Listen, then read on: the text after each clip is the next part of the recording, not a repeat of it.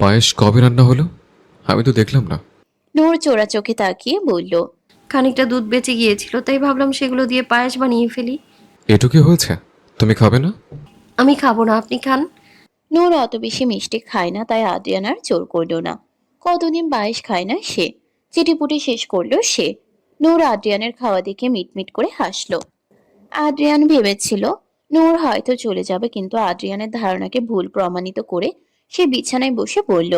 Adrian নূরকে বিছানায় বসতে দেখে আর উঠল না চেয়ার থেকে। কিছু সময় দুজনের মাঝে নীরবতা বিরাজ করলো।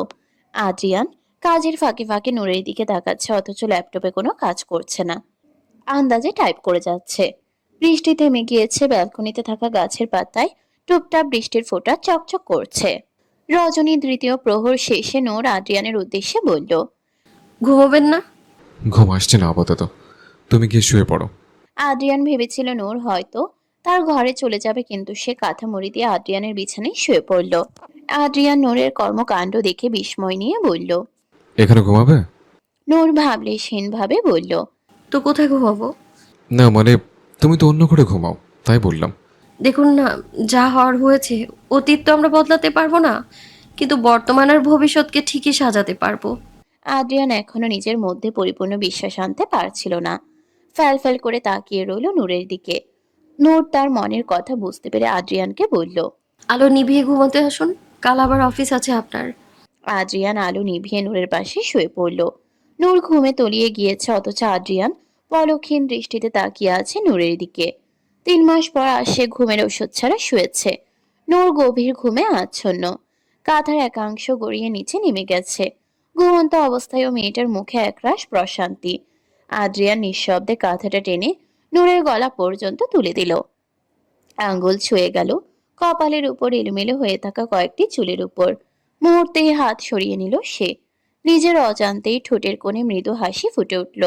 নূরের এক হাত সে আলতো করে নিজের হাতের উপর রাখলো, যেন নূর চলে গেলে সে টের পায়।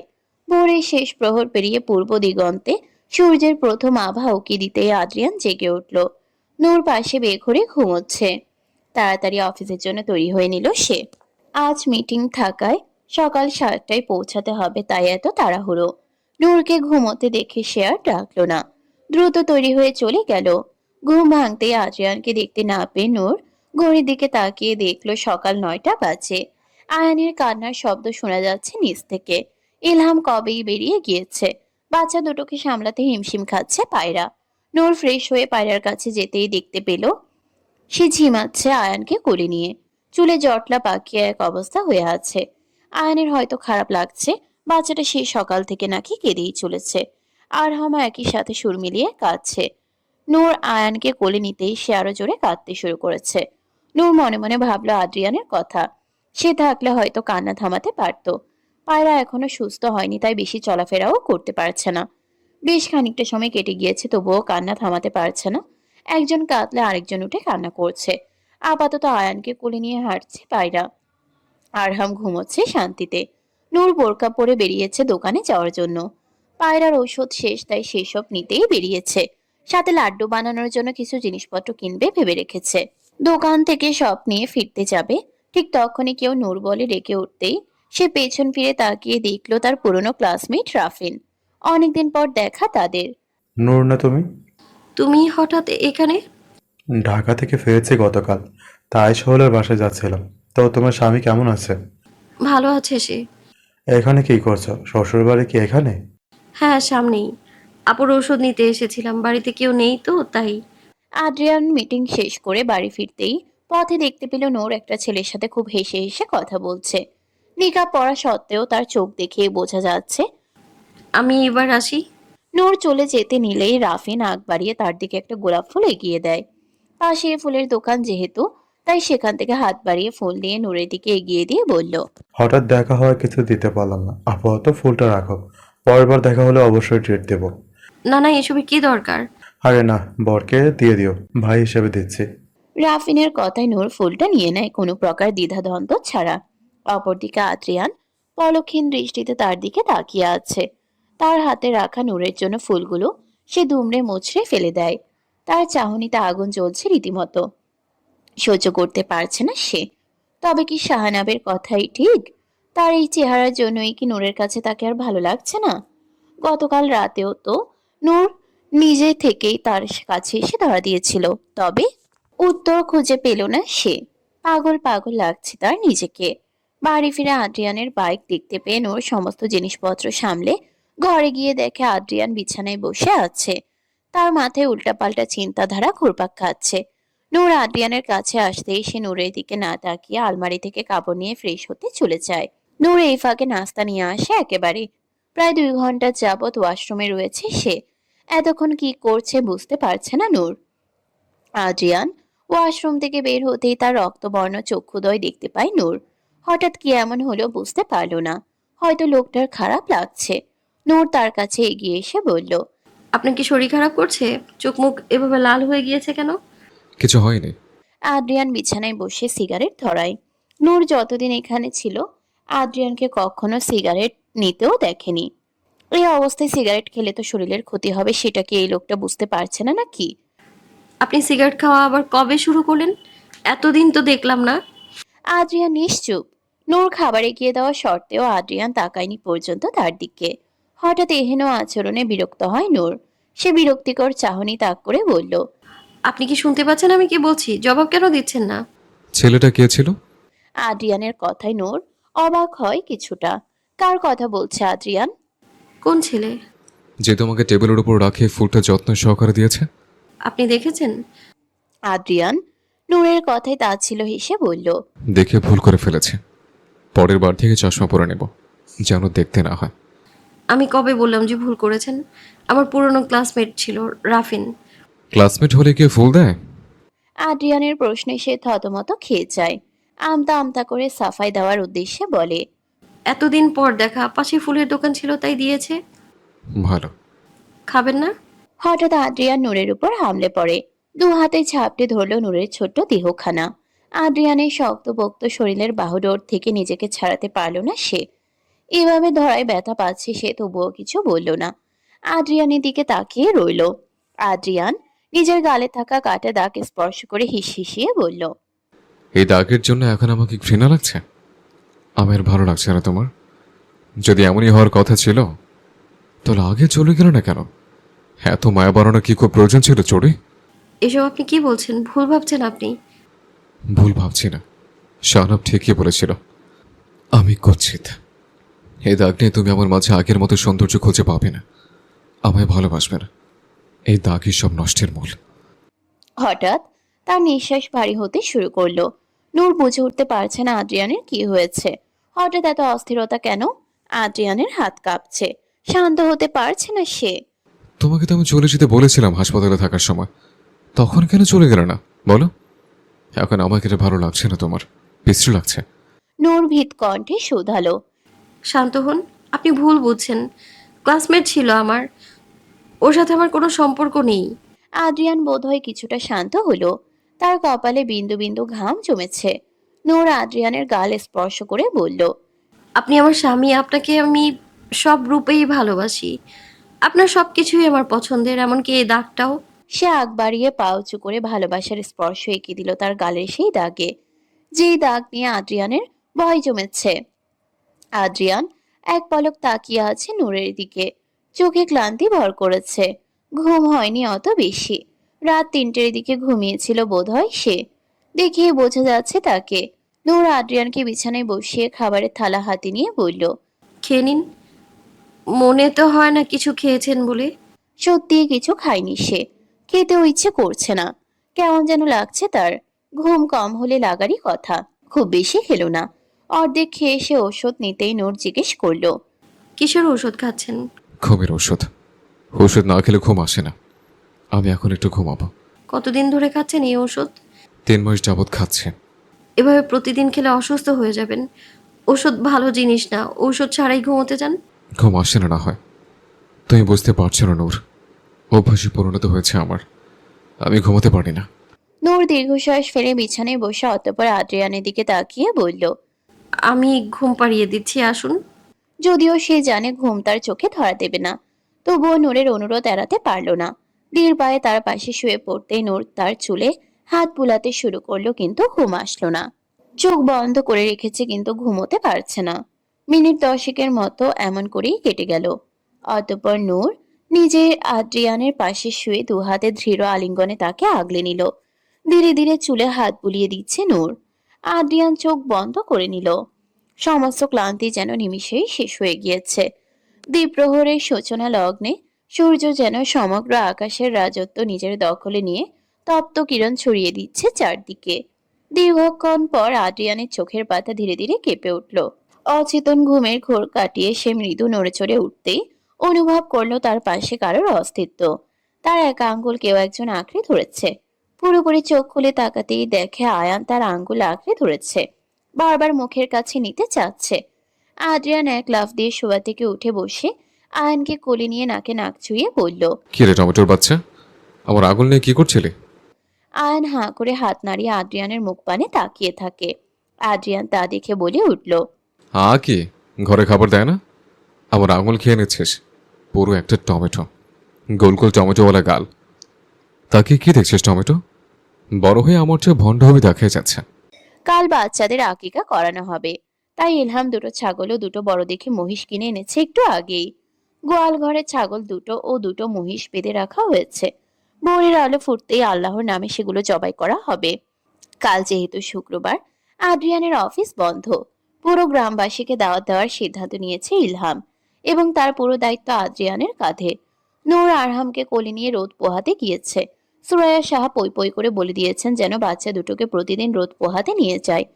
তিনি অসুস্থ মানুষ হওয়ায় যেতে পারছেন না, না হয় নিজেই নাতিদের নিয়ে সময় কাটাতেন।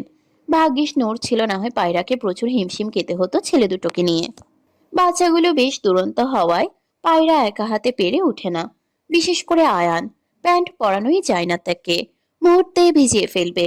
আদ্রিয়ান আপাতত দাওয়াতের তালিকা তৈরিতে ব্যস্ত।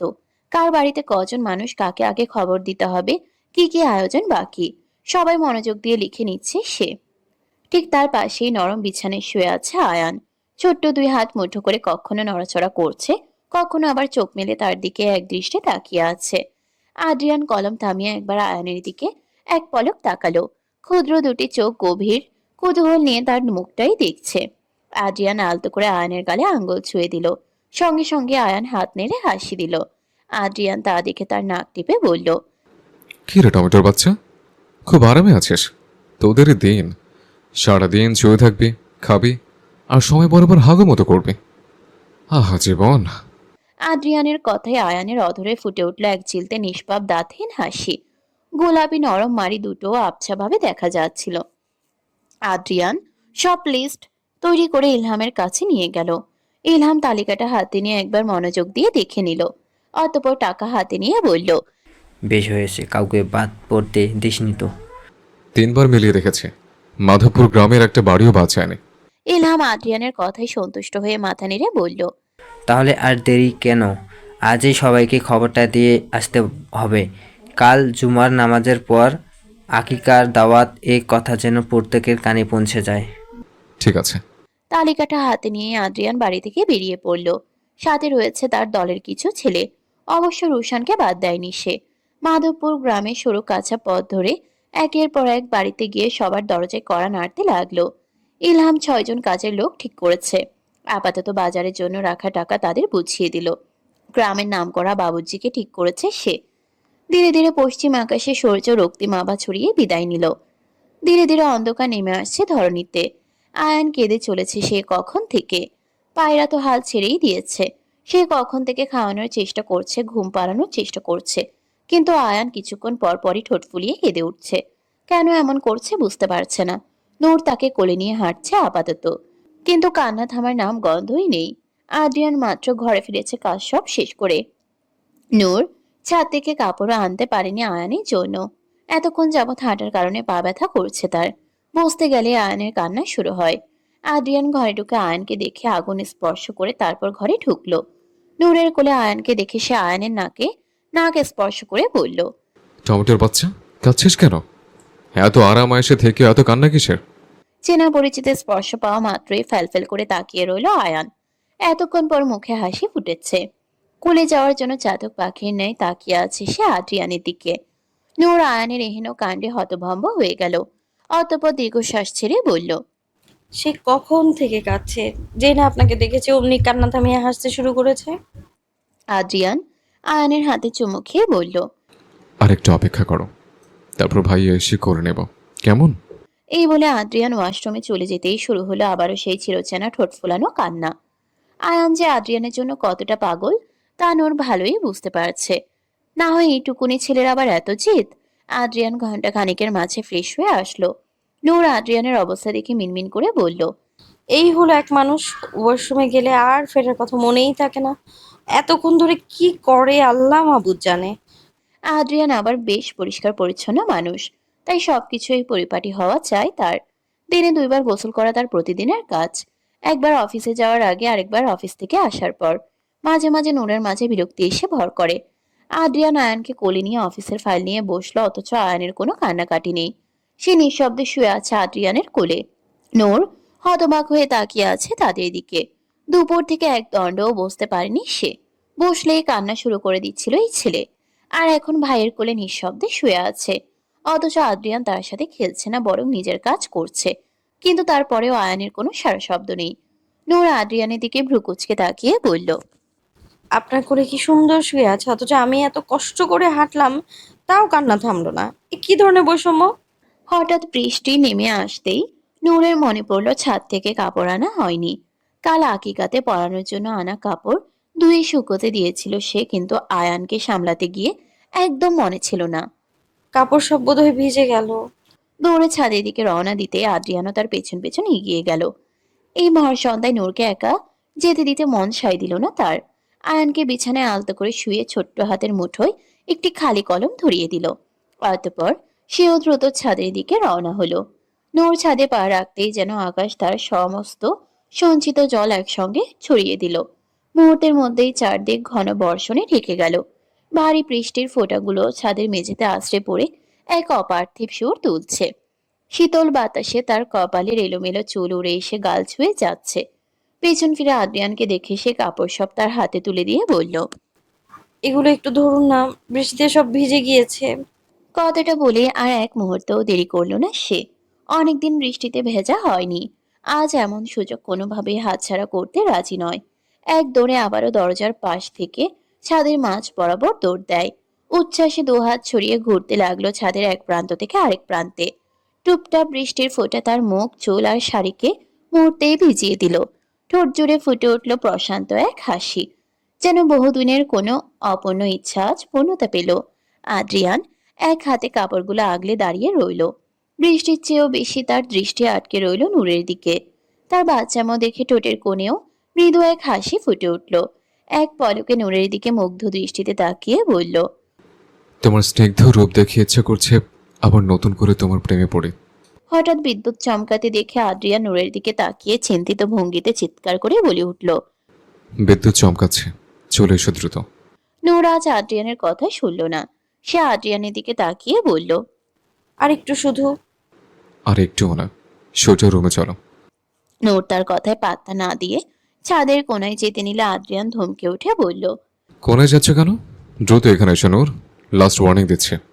আমার এখনো ভেজা হয়নি। আর ভিজতে হবে না, তুমি আগেই কোনা থেকে সরে এসো। আদ্রিয়ানের ধমকা ধমকিতে নূর আর উপায় না পেয়ে ছাদ থেকে নেমে আসলো। বৃষ্টিতে ভিজে রীতিমতো কাঁপছে সে।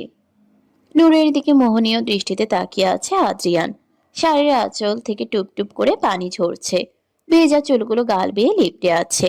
মনে মনে বিড়বিড় করে উঠল। এই লোকটা সব কিছুতেই শুধু ধমকাধমকি। ঘরে এসে দ্রুত ওয়াশরুমে চলে গেল শাড়ি বদলাতে। না হয় ঠান্ডা লেগে যাবে আবার। কাল বাড়িতে অনেক কাজ, তাই সকালে তাড়াতাড়ি উঠতে হবে। আয়ান বিছানায় কলম নিয়ে খেলছে। বেশিক্ষণ হয়নি তারা ছাদে ছিল। আদ্রিয়ান কাপড়গুলো গেস্ট রুমের ব্যালকনিতে মেলে দিল। সেখানে বৃষ্টির ফোঁটা তেমন একটা ঢুকে না। নূর কাঁপতে কাঁপতে বিছানায় এসে বসলো। আদ্রিয়ান রুমে আসতেই দেখতে পেল নূরের কাঁপা কাঁপা অবস্থা। বৃষ্টিতে ভিজায় ঠান্ডা লেগে গিয়েছে বেচারির। হাঁচি দিতেই আদ্রিয়ান আয়ানকে কোলে নিয়ে ঠেস মেরে বলে উঠল, আরো যাও, বৃষ্টিতে ভেজো। আপনি সব সময় এমন কেন করেন বলুন তো। সত্যি কথা বললে রাগ হওয়া স্বাভাবিক। নূর কথা বাড়ালো না আর। আদ্রিয়ান আয়ানকে বুকের সাথে আগলে ধরে চুমু খেলো তার কপালে। বেশ খানিকটা আদর দিয়ে ভরিয়ে দিল সারা মুখ জুড়ে। শুনলাম আজ খুব মিস করেছো। এত মনে পড়েছে ভাইয়াকে? ভাইয়া তো তোমাকে কোলে নিয়ে হাঁটে না ভাবের মতো, তাও এত ভালোবাসা কিসের শুনে? আয়ান আদ্রিয়ানের বুড়ো আঙ্গুল আঁকড়ে ধরে উন্মুক্ত মারি দেখিয়ে হাসলো। আদ্রিয়ান তার হাসি দেখে পেটে কাতুকুতু দিয়ে বলল, ওরে টমেটো, পাম দিচ্ছিস? আমি কিন্তু এই পামই গলছি না। আয়ান আদৌ আদ্রিয়ানের কথা বুঝলো কিনা কে জানে, কিন্তু অধর থেকে হাসি সরল না। আদ্রিয়ান নাস্তা করেনি, তাই পায়রা এসেছে নাস্তা দিতে। আরহাম ঘুমাচ্ছে তার ঘরে। আয়ান ও আরহাম দুজনেই একে অপরের বিপরীত। একজন শান্ত হলে আরেকজন চঞ্চল। আরহাম দিনের বেশিরভাগ সময় ঘুমিয়েই কাটিয়ে দেয়, কিন্তু আয়ান সেক্ষেত্রে আলাদা। তার ঘুম তার মর্জি মতো। পায়রা আয়ানকে আদ্রিয়ানের কোলে আদ্রিয়ানের সাথে হেসে হেসে খেলতে দেখে আয়ানের গাল টিপে বলল, ভাইয়ের মতো ভণ্ড হয়েছে। আমি আর নূর কত চেষ্টা করলাম, কিন্তু আমাদের সাথে খেলা তো দূর, সারাটা সময় ধরে হাঁটিয়েছে। আর এখন ভাইয়ের সাথে কিভাবে খেলছে দেখো। তুমি কি আমাকে ভণ্ড বাদে দিচ্ছ? আমি মোটেও ভণ্ড না। একই ঘাটের মাঝি দুজনে, বড় হয়ে তোমার মতোই ভণ্ড হবে, দেখে নিও। আদ্রিয়ান কান দিল না তার কথায়। নাস্তার প্লেট রেখে পায়রা আয়ানকে নিয়ে চলে গেল। নূরের চুল থেকে টপ টপ করে জল গড়িয়ে পড়ছে। সে তোয়ালে দিয়ে চুল মুছতে গেলে আদ্রিয়ান তার হাত থেকে তোয়ালে নিজের হাতে নিয়ে চুল মুছে দিতে লাগলো। ভেজা কেশ রাশি সরিয়ে দিতেই তার সামনে ধরা দিল নূরের উন্মুক্ত ঘাড়। কয়েক ফোঁটা জল সেখানে মুক্তোর দানার মতো ঝুলে আছে, ধীরে ধীরে গড়িয়ে পড়ছে কাঁধের দিকে। এক মুহূর্তের জন্য আদ্রিয়ানের হাত থেমে গেল। তার দৃষ্টি যেন অজান্তে আটকে রইল সে অনাবৃত সৌন্দর্যে। কি করছেন? নূরের প্রশ্নে আদ্রিয়ানের খোঁট থেকে বেরিয়ে এলো। এক মুহূর্তের জন্য যেন সে হারিয়ে গিয়েছিল অন্য এক ভাবনায়। হঠাৎ করেই অপ্রস্তুত হয়ে গেল সে। নূর বিস্মিত চোখে তার দিকে তাকাতেই আদ্রিয়ান দ্রুত দৃষ্টি সরিয়ে উঠে দাঁড়ালো। কোনো উত্তর না দিয়ে সোজা ব্যালকনির দিকে চলে গেল সে। নূর আদ্রিয়ানের হাব ভাব বুঝতে পারল না সে। হঠাৎ ফোন বেজে উঠতেই নূর ফোন হাতে নিয়ে দেখলো তার মায়ের নম্বর থেকে ফোন এসেছে। ফোন রিসিভ করতেই ওপাশ থেকে ঈশিতা বলে উঠল, আপু আমাকে নিতে আসবে না? ঈশিতার কথা মাথা থেকে একদম বেরিয়ে গিয়েছিল। ব্যস্ত থাকায় ফোনও করতে পারেনি। না জানি কি ভাবছে মেয়েটা। নূর আমতা আমতা করে বলল, ইস, আমি একদম ভুলেই গিয়েছিলাম। রাগ করেছো ইস্যু? মোটেই না, বরঞ্চ আরো বেশি রাগ করেছি। তা কি করলে ইস্যু পাখির রাগ ভাঙবে শুনি? ভাইয়াকে বলো আমাকে এক্ষুনি নিতে আসতে। আমি আর ওই বাড়িতে থাকবো না, ব্যাগ গুছিয়ে নিয়েছি। নূর স্মিত হাসলো তার কথায়। এই মেয়ে ভীষণ চটপটে। মায়ের সাথে একটু কথা কাটাকাটি হলে ব্যাগপত্র গুছিয়ে চলে আসতো তাদের বাড়িতে। আজও হয়তো এমন কিছু করেছে। নূর ঠোঁট টিপে হেসে বলল, খালামণির সাথে ঝগড়া হয়েছে? নূরের বলতে দেরি, কিন্তু ঈশিতার ক্রন্দনরত শব্দ বের হতে দেরি নেই। সে ফুপিয়ে কেঁদে উঠে বলল, স্বামী আপু আম্মুর কাছে বিচার দিয়েছে তোমার সাথে কথা বলায়, তাই আম্মু আমাকে ঝাঁটা দিয়ে মেরেছে। আমি আর এই বাড়িতে থাকবো না, আমাকে এক্ষুনি নিতে আসতে বলো আদ্রিয়ান ভাইয়াকে। ঠিক আছে, আর কাঁদতে হবে না। আমি এক্ষুনি তোমার ভাইয়াকে বলেছি যেন তোমায় নিয়ে আসে। ঈশিতা হেঁচকি তুলতে তুলতে ফোন কেটে দিল। নূর ফোন রেখে হেসে উঠতেই আদ্রিয়ান ভ্রুকুচকে তাকালো তার দিকে। কার সাথে কথা বলে হাসছে নূর বুঝে উঠতে পারলো না। সে ব্যালকনি থেকে নূরের সামনে এসে দাঁড়াতেই নূর বলে উঠল, যান মশাই, তৈরি হয়ে নিন, ঈশিতা আপনার জন্য অপেক্ষা করছে। ঈশিতার কথা শুনে আদ্রিয়ান খানিকটা অবাক হলো, কারণ ঈশিতা তো কিছুদিন আগে আসার কথা ছিল। কিন্তু যেহেতু আসেনি, তাই সে ভেবেছিল হয়তো কাল আকিকার সময় আসবে। এখন নিয়ে আসতে যাব? হ্যাঁ, খালামণির সাথে ঝগড়া করে ব্যাগপত্র গুছিয়ে নিয়েছে। তাড়াতাড়ি যান, না হয় চোখের পানিতে বাড়িঘর ভাসিয়ে দিবে। নূরের কথায় আদ্রিয়ান উচ্চস্বরে হেসে ফেলে। আকাশি রঙের একটা শার্ট পরে বাইক নিয়ে বেরিয়ে পড়ে সে। জানালার পাশে বসে আছে সাইমা। হঠাৎ আলো দেখে বাইরে তাকাতেই দেখতে পায় আদ্রিয়ানকে। এই সময় হঠাৎ আদ্রিয়ানকে দেখে সে প্রশ্নের ঝুড়ি নিয়ে বসে। সে ভেবেছে আদ্রিয়ান হয়তো তার জন্য এসেছে, তাই সুন্দর করে ওড়না দিয়ে বাইরে বেরিয়ে আসে। কিন্তু সে আনন্দ বেশিক্ষণ টিকলো না। বাইরে এসে দেখে ঈশিতা ব্যাগ নিয়ে বের হচ্ছে। আদ্রিয়ানকে দেখে ঈশিতা ব্যাগপত্র নিয়ে বেরিয়ে পড়ে, কিন্তু বাইক দেখে ঢোক গিলে সে। বাইকে উঠতে ভয় পায়, মনে হয় যেন এক্ষুনি পড়ে যাবে। কিন্তু আদ্রিয়ানকে এই ব্যাপারটা কিভাবে বলবে? জিন নিয়ে মজা করে আদ্রিয়ান যদি তার উপরে প্রতিশোধ নেয় তখন? আদ্রিয়ান ঈশিতার দিকে তাকিয়ে অধরে হাসি ফুটিয়ে বলল, ব্যাগটা দাও ঈশিতা, উঠে বসো। ঈশিতা দোয়া পড়তে পড়তে বাইকে উঠে বসে। আজই বোধহয় তার শেষ দিন। সে মিনমিন করে বলল, আল্লাহ এবারের মতো বাঁচিয়ে দাও, পরের বার থেকে আর আকাম কুকাম করবো না। ঈশিতা বাইকে উঠে বসতেই সাইমা হতবাক হয়ে যায়। আদ্রিয়ান ঈশিতাকে নিতে এসেছে, তার জন্য আসেনি। সে চোয়াল শক্ত করে ঈশিতার উদ্দেশ্যে বলল, এই, তুই এ সময় কোথায় যাচ্ছিস? আজকাল বেশি উঠছিস তাই না? আম্মাকে বলে তোর ডানা ছাঁটাই করব আমি। ঈশিতা সাইমাকে মুখ ভেঙিয়ে বলল, আম্মুকে বলে এসেছি, এখন তুমি শান্তিতে থাকো ডাইনি আপা। সাইমা তেড়ে আসবে তার আগে আদ্রিয়ান বাইক চালিয়ে চলে যায়। ঈশিতার কথা শুনে পেট ফেটে হাসি আসছে তার। অপরদিকে ঈশিতার অবস্থা নাজেহাল। এক্ষুনি বুঝে পড়ে যাবে সে। বাইকে আজই প্রথমবার উঠা তার। পাশে ট্রাক চলতে দেখে সে এবার ভয়ে ভয়ে বলে উঠল, আল্লাহ আর কোনোদিন আকাম করবো না, এবার শুধু বাঁচিয়ে দাও, এখনো তো বিয়ে করা বাকি আমার। হঠাৎ জোরে জোরে সূরা পড়া শুরু করলো সে। আদ্রিয়ান তাকে সূরা পড়তে দেখে নিজেও থতমত খেয়ে বসলো। সে বাইক চালানো অবস্থায় বলে উঠল, এখনো দেখিনি, কিন্তু সামনে দেখতে পাবো। আদ্রিয়ান ঈশিতার কথায় হা করে পেছন ফিরে তাকায় ঈশিতার দিকে। তাতে ঈশিতা চিৎকার করে উঠল। আদ্রিয়ান ভেবেছে জিন হয়তো দেখতে পেয়ে গিয়েছে, কিন্তু তার কিছু বলার আগে ঈশিতা বলে উঠল, সামনে তাকান ভাইয়া, মরে যাব তো, আমার এখনো নাতি নাতনিকে গল্প শোনানো বাকি। আদ্রিয়ান বাইক থামিয়ে ঈশিতার দিকে তাকিয়ে বলল, আরেকটা হলেই তো পটল তুলতে যেতাম দুজনে। এত জোরে চেঁচানোর কি আছে? আপনার তো বিয়ে হয়ে গিয়েছে, আমার তো তাও হয়নি। আমি আগে মরে গেলে কত দুঃখটাই না থাকতো। আদ্রিয়ান অবাক দৃষ্টিতে তাকিয়ে আছে তার দিকে। এইটুকু মেয়ের কি চিন্তা ভাবনা! এখনো স্কুল শেষ হয়নি, অথচ বিয়ের কথা চিন্তা করছে। সাইমা ফোঁসফাঁস করতে করতে তার মায়ের ঘরে গেল। তার মা ধনেপাতা বেছে বেছে রাখছেন। সে তার মায়ের সামনে এসে বলল, আম্মা, তোমার মেয়ের কিন্তু সাহস খুব বেড়েছে। ঈশিতা আদ্রিয়ান ভাইয়ার সাথে বেরিয়ে গিয়েছে, অথচ তুমি এখানে ধনেপাতা নিয়ে বসে আছো। আদ্রিয়ানকে? নূরের স্বামী, দেখেছো, তোমাকে না বলেই বেরিয়ে গিয়েছে। তুই ওইসব নিয়ে ভাবিস না, নূর ফোন করে আমায় বলেছে। তার মানে তুমি জানতে? সাইমা বাকরুদ্ধ ওনার কথায়। কি বলবে জবাব খুঁজে পেল না। বাইক থেকে নামতেই যেন দেহে প্রাণ ফিরে এলো।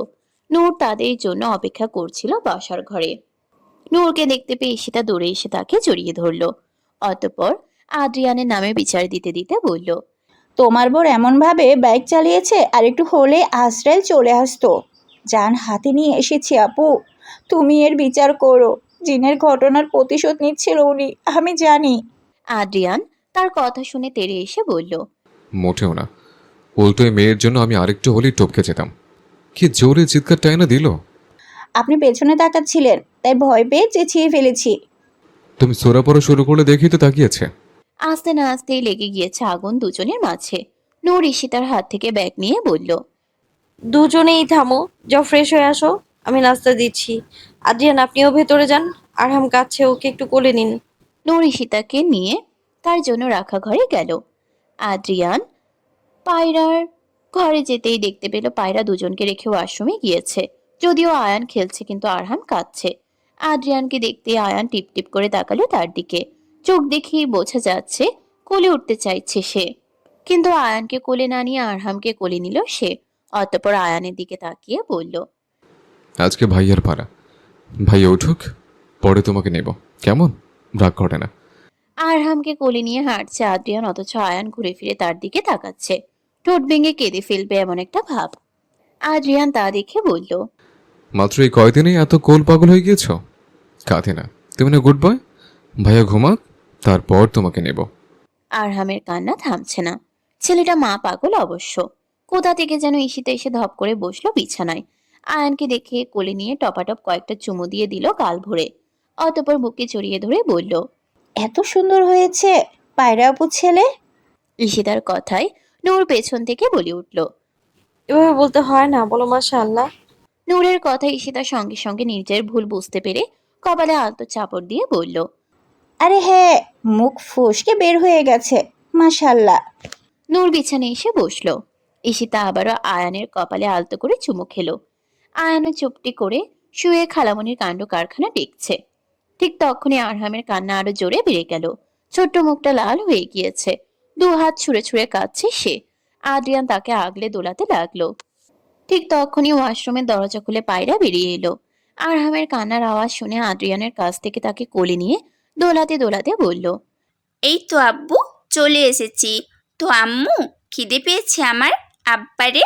পায়রার কথা কানে যেতেই আরহামের কান্না এক মুহূর্তের জন্য থমকে গেল। ভিজে চোখ দুটো নিয়ে তাকিয়ে রইল মায়ের পানে। ছেলেটা ফুপিয়ে ফুপিয়ে কান্না থামিয়ে বুকের সঙ্গে মুখ গুজে রইল। অপরদিকে আয়ানকে কোলে নিয়ে খেলছে ঈশিতা। ফর্সা আদুরে গাল দুটোতে কতবার চুমু খেয়েছে হিসেব নেই তার। আরহামকে পায়রার কোলে দিতেই আদ্রিয়ান আয়ানকে নেওয়ার জন্য হাত বাড়ায়, কিন্তু ঈশিতা আয়ানকে ছাড়তে রাজি নয়। আজ তো আয়ানকে সে কোল ছাড়া কিছুতেই করবে না। নূর রান্নাঘরে এসেছে রাতের খাবার তৈরি করতে। যদিও ফারজানা সব তৈরি করে গিয়েছে, গরুর মাংস, ভুনা, আলু ভর্তা আর ডাল। আজ বেশি কিছু করেনি। ডাল আর ভর্তা ফারজানা বানিয়ে দিয়েছিল, শুধু গরুর মাংসটা নূর রান্না করেছে। ঈশিতা আসবে শুনে টেবিলে খাবার বেড়ে সুরাইয়া সাহার জন্য আলাদা করে দিয়ে এসেছে। অসুস্থ থাকায় তেমন একটা চলাফেরার সাহস পায় না। আদ্রিয়ানের ক্ষতও সেরে গিয়েছে শুধুমাত্র মুখে দাগ ছাড়া, যদিও তার কিছু যায় আসে না এই দাগ নিয়ে। কিন্তু আদ্রিয়ান মাঝে মাঝে এই ব্যাপার নিয়ে মন খারাপ করে। ভাবনার মাঝে আদ্রিয়ান ও ঈশিতা চলে এলো খাবার টেবিলে। ইলহাম এখনো ফিরেনি। পায়রা বাচ্চা দুটোকে ঘুম পাড়িয়ে খেতে আসলো টেবিলে। ইদানিং ইলহাম খুব একটা সময় দেয় না তাকে। বাইরে থেকে ফিরে যতক্ষণ থাকে বাচ্চাদের নিয়েই সময় কেটে যায় ইলহামের। পায়রাও অত অধিকার খাটায় না তার উপর। খাওয়া শেষে নূর সব এক এক করে গুছিয়ে রাখছে, আর ঈশিতা রান্নাঘরে দাঁড়িয়ে গল্প করছে তার সাথে। প্রতিদিনের মতোই নূরকে সাহায্য করতে এসেছিল আদ্রিয়ান, কিন্তু ঈশিতাকে দেখে আর সামনে এগিয়ে এলো না। রুমে চলে গেল তৎক্ষণাৎ। 2 দিন পর নূরের জন্মদিন। বিবাহ বার্ষিকীতেও কিছু দিতে পারেনি সে নূরকে। এত সব ঝামেলার মাঝে হয়ে ওঠেনি। রাত 2টো বাজে, কিন্তু নূরের এখনো ঘরে ফেরার নাম নেই। রান্নাঘরের সমস্ত কাজ সেরে সে ঈশিতার ঘরে বসে গল্প করছে তার সাথে। এদিকে আদ্রিয়ানও ঘুমায়নি এখনো। নূরের জন্য অপেক্ষা করতে করতে তার ধৈর্য শেষ হয়ে আসছে। একবার গিয়ে দেখে আসতে ইচ্ছে করছে, কিন্তু পরে কিছু একটা ভেবে আর গেল না। রজনীর কালো আবরণ অনেক আগেই বিদায় নিয়েছে। পূর্ব আকাশে অরুণোদয়ের রক্তিম আভা ছড়িয়ে দিয়ে সূর্য ধীরে ধীরে নিজের দীপ্তি মেলে ধরেছে। স্নিগ্ধ সকালের কোমল আলোয় জেগে উঠেছে নিদ্রামগ্ন ধরিত্রী। বিছানার উপর উপর হয়ে ঘুমোচ্ছে আদ্রিয়ান। অপেক্ষা করতে করতে কখন যে ঘুমে তলিয়ে গিয়েছে খবর নেই তার। অ্যালার্মের তীক্ষ্ণ শব্দ কানে আসতেই ঘুম ভেঙে গেল তার। বিরক্তি নিয়ে কপাল কুঁচকে বিছানার পাশ থেকে ফোনটা হাতে তুলে অ্যালার্ম বন্ধ করলো সে। আধ খোলা চোখে ফোনের দিকে তাকিয়ে দেখলো সকাল 8টা বাজে। এতক্ষণে হুঁশ এসেছে তার। আজ আয়ান আর আরহামের আকিকা। পাশ ফিরে নূরকে দেখতে না পেয়ে ভাবলো হয়তো রাতে আর এই ঘরে আসেনি, কিন্তু নূরের ফোন পাশে দেখিয়ে নিশ্চিত হলো সে রাতে এখানে ঘুমিয়েছিল, হয়তো দেরি করে এসেছিল। তাই সকাল থেকেই বাড়িতে শুরু হবে ব্যস্ততার হিড়িক। আদ্রিয়ান তড়িঘড়ি করে বিছানা ছেড়ে উঠে বসলো। চুলে একবার হাত চালিয়ে ঘরের চারপাশে চোখ বুলালো সে। দীর্ঘশ্বাস ফেলে বিছানা ছেড়ে ওয়াশরুমে ঢুকে দ্রুত ফ্রেশ হয়ে বেরিয়ে এলো সে। সাদা পাঞ্জাবিটা গায়ে চাপিয়ে আয়নার সামনে দাঁড়িয়ে হাত ঘড়িটা পরে নিল। অতঃপর সিঁড়ি বেয়ে নিচে নামতেই নিচতলা থেকে ভেসে এলো মানুষের কথাবার্তা ও টুংটাং আওয়াজ। হয়তো বাবুর্চি ও কাজের লোকেরা এসে পড়েছে। সকাল থেকেই আকিকার আয়োজন নিয়ে ব্যস্ত হয়ে পড়েছে ইলহাম। উঠোনে কয়েকজন কর্মচারী প্যান্ডেলের শেষ কাজগুলো গুছিয়ে নিচ্ছে। উঠোনে ডান পাশে বড় বড় ডেগে রান্না চলছে পুরোদমে। চৌধুরী পরিবারের সবাই চলে এসেছে ইতিমধ্যে। বাড়ির কাজের সুবিধার্থে 2জন মহিলাকে আলাদাভাবে রাখা হয়েছে। নূর এক এক করে তাদের দেখিয়ে দিচ্ছে কি কি করা লাগবে। ইশতেহার চৌধুরী ও শামীমা চৌধুরীকে দেখে নূর তাদের সালাম করে ভিতরে বসতে বলল। শাহানাব ও ইরাও প্রবেশ করলো কিছুক্ষণ পর। আদ্রিয়ানকে নামতে দেখে ইলহাম তড়িঘড়ি করে তার কাছে এসে বলল, উঠেছিস তুই? বাবুর্চি ও কসাইরা চলে এসেছে। তুই বাইরে গিয়ে দেখে আয় সব ঠিকঠাক আছে কিনা। হ্যাঁ চাচু, যাচ্ছে। নূর সবাইকে শরবত ও সেমাই এনে দিল। আদ্রিয়ান না খেয়ে বের হওয়ায় তার জন্য আলাদা করে রেখে দিয়েছে। আজ যেহেতু শুক্রবার, সবাই জুমার নামাজের পরেই আসবে, আর বেশি দেরি নেই মেহমান আসার। ঈশিতা হালকা সোনালী রঙের একটি 3 পিস পরেছে। শ্যামলা গরনে মানিয়েছে তাকে। ইরা আরহামকে তার কোল থেকে নিজের কোলে নিয়ে আদর করে চুমু খেলো তার গোলগাল গালে। আয়ান শাহানাবের কোলে শুয়ে আছে। তাকে হাসতে না দেখে শাহানাব ফিস ফিস করে বলল, আদ্রিয়ানের বেলায় তো ঠিকই খিলখিল করে হাসো, এখন হাসছো না কেন? শোনো, একদমই বজ্জাতটার মতন হবে না। আমার জীবন ধ্বংস করে দিয়েছে ওই বজ্জাত। আগে থেকে সাবধান করে দিচ্ছি। ছোট ভাই হিসেবে দায়িত্ব আছে না? আয়ানের হাত পা নড়ে উঠতেই শাহানাব তার গাল টিপে বলল, এই তো বুঝে গিয়েছো দেখছি। একদম দূরে দূরে থাকবে ওই বজ্জাতের থেকে। ওকে কি বদবুদ্ধি দিচ্ছিলে তুই? আদ্রিয়ানের কণ্ঠস্বর কানে আসা মাত্রই আয়ান নড়ে চড়ে উঠল।